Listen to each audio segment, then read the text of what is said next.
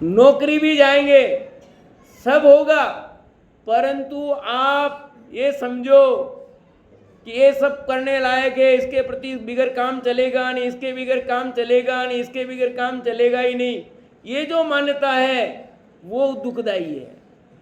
पैसे के बिगर काम होता है क्या? कि नहीं होता, पर पैसे से ही सब काम होता है। धर्म बिगर काम नहीं होता, ये समझ में नहीं आता। मैंने बहुत पहले कहा था, भी याद आ गया तो कहता हूँ।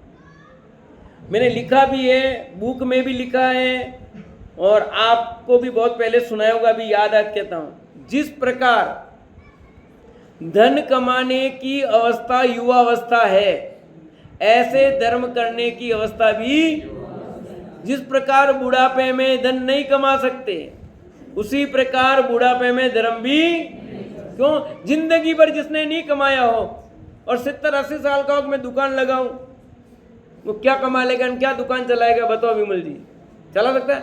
पहले कमाया हो, चालू धंधा हो, वो तो बैठ सकता है, वो कमा सकता है, ब्याज से कमाएगा, कुछ भी करेगा, पर जिंदगी में कभी कुछ नहीं कमाया, और अंतिम समय में कह गए लकड़ी अपनी वहाँ ठीक है, अब वो दुकान लगाऊं, तो उधार भी नहीं देगा वरने तो, और बेटे जाएगा भी नहीं। अभी आपकी दुकान पर आपको ज्यादा पूछते हैं कि गाय को पूछते हैं? ज्ञानेश को पूछते हैं। क्यों पूछते हैं भाई? आप भी बेटे तो भी वो लाइन में आ गए तो उसको पूछने लगे, पहले आपको पूछते थे, अब उसको पूछने लग गए। भाई ऐसी व्यवस्था है। फिर भी अपन तो कि सही चीज तो समझो, कौन क्या है। आप अंतिम समय में धर्म करना चाहोगे, नहीं होगा। धर्म करने की उम्र तो, और जैसे धन जवानी में कमाया हो तो बुढ़ापे में पेंशन आएगी, ब्याज आएगा, धंधा पानी बैठोगे, सब चलेगा। चलेगा कि नहीं चलेगा? ऐसे आपने जवानी में धर्म किया हो तो बुढ़ापे में धर्म कर सकते हो, वो तत्व काम आएगा, सब काम आएगा, वरना कुछ नहीं आएगा। क्या समझ आती बात?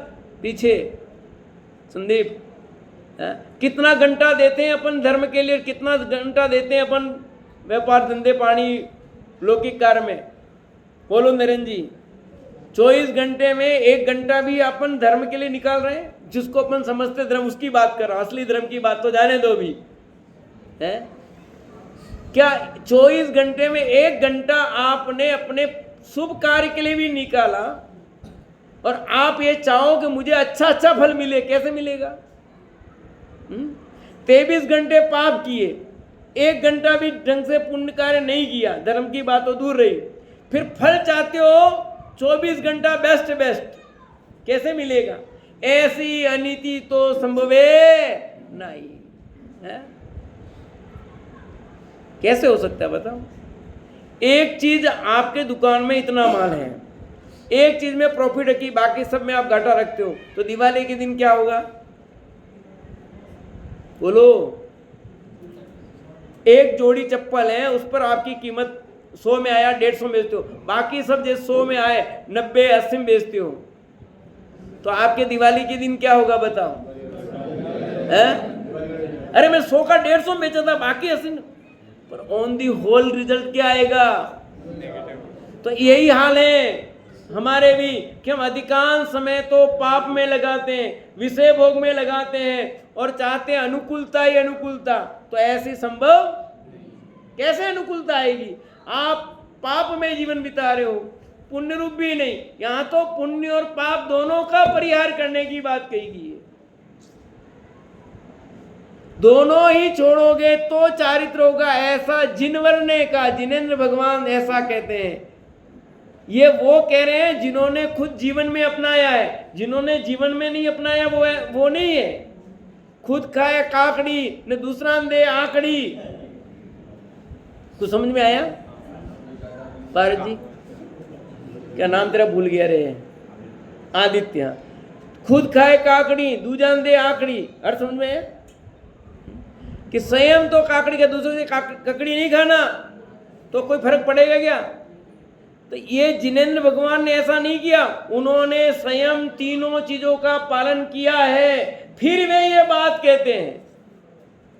इसलिए ये बात प्रामाणिक है, सच्ची है, उन्होंने करके दिखाया है।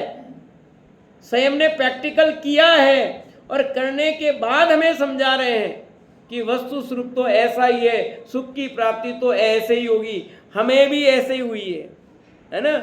आचार्य कुंद देव ने 5वीं गाथा लिखी, उस 5वीं गाथा की टीका आचार्य अमृतचंद ने लिखी। उसमें कहा कि निज वैभव कैसे तैयार हुआ है कि आगम के सेवन से, युक्ति के अवलंबन से